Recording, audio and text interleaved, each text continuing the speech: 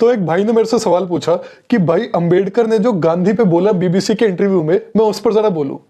तो जरा सुन लीजिए अंबेडकर जी ने क्या बोला था बीबीसी के इंटरव्यू में।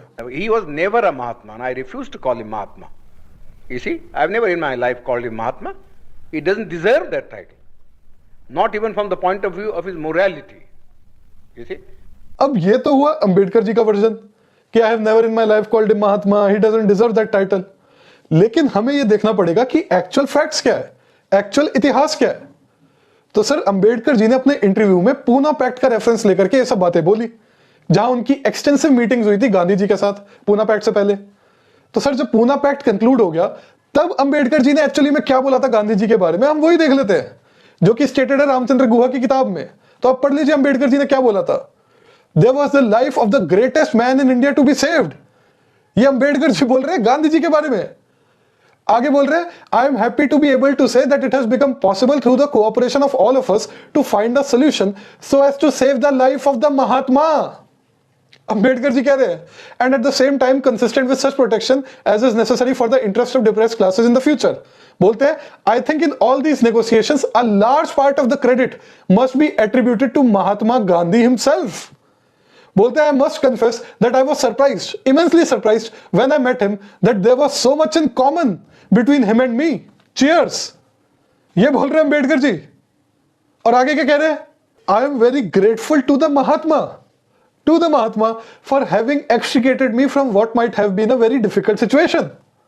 ये नरेशन आप पढ़ो पूना पैक्ट के इमीडिएटली बाद जो अंबेडकर जी ने बोला है, और उसके बाद बीबीसी इंटरव्यू में अंबेडकर जी का व्यू देखो बैक इन टाइम, जो वो सोच रहे हैं कि ये व्यू था मेरा गांधी जी के बारे में कि I have never called him Mahatma. उसने तो अपने फैंक्स दिखा दिए मेरे को, सांप के जैसे होते फन।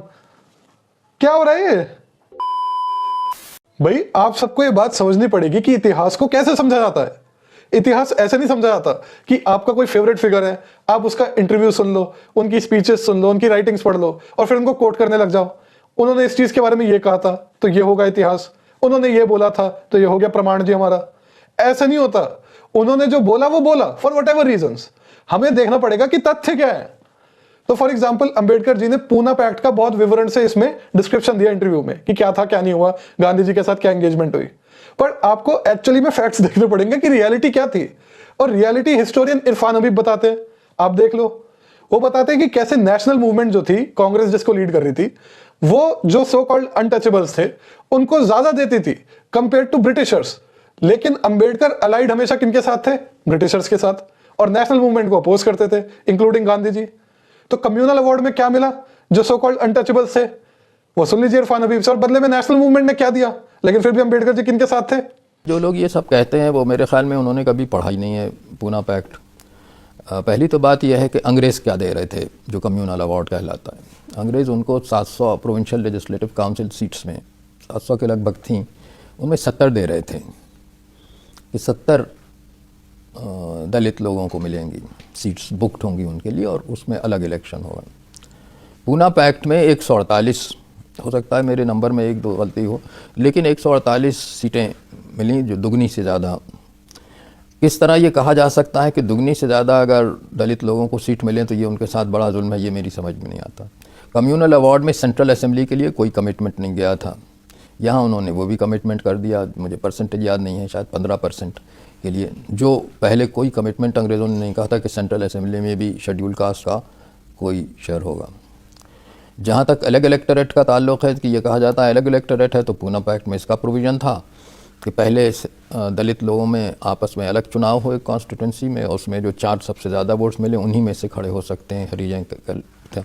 ये तो अंबेडकर साहब और उनके ग्रुप के लिए बहुत अच्छा था, इसलिए कि अगर ये चुनाव होता 4 का तो साबित कर सकते थे कि देखिए हमारा ही आदमी सबसे ऊपर था, लेकिन वो इलेक्ट नहीं हो सका जनरल कॉन्स्टिट्यूंसी में।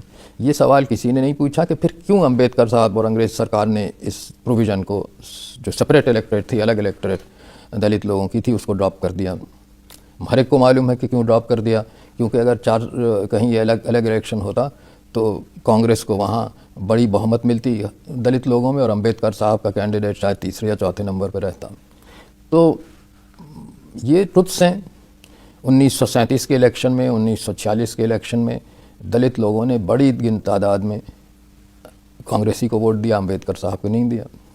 अब इसको आप इतिहास को भूल जाएं और कहें कि ये सब धोखे की बातें हैं, तो जो चाहें कहें। गांधी जी और नेहरू थे जिन्होंने जो अंबेडकर जिस तरह का रिप्रेजेंटेशन चाहते थे, जो डिमांड था, उसको उन्होंने सही उस पर ध्यान नहीं दिया या कम्युनिस्ट पार्टी मैं ने आपसे नहीं बता दिया। रहा हूँ कि वो क्या करते। उन्होंने दुगनी से ज़्यादा सीट दे दी। उन्होंने सेपरेट इलेक्टोरेट को मान लिया कि पहले 4 का वहीं चुनाव होगा, उसी में से सिलेक्ट होंगे। अब आप बताइए कि इससे ज़्यादा क्या दे देते वो? अंग्रेज़ क्या दे रहे थे? अंग्रेज़ों ने तो बहुत कम दिया था, लेकिन अंबेडकर अंग्रेज़ों के साथ रहे, वो राष्ट्रीय आंदोलन के साथ नहीं हुए। इसमें गलती बताई जाए। अंबेडकर इतनी जगह लॉ मेंबर रहे अंग्रेज़ों के तहत, क्यों नहीं उन्होंने रिजर्वेशन करवाया? सरकारी दफ्तरों में अंग्रेज़ों के थे वो, पूरी लड़ाई वर्ल्ड वॉर 2 में उनके काउंसिल के मेंबर थे, तो क्या कर रहे थे? तो ये भी दूसरे लोग भी सवाल पूछ सकते हैं, सिर्फ यही नहीं है कि एक तरह से पूछा जाए।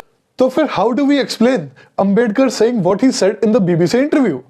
तो इसका बहुत सिंपल आंसर है, जो कि पंचायत वेब सीरीज के कैरेक्टर विकास ने दिया था। पॉलिटिक्स और पॉलिटिक्स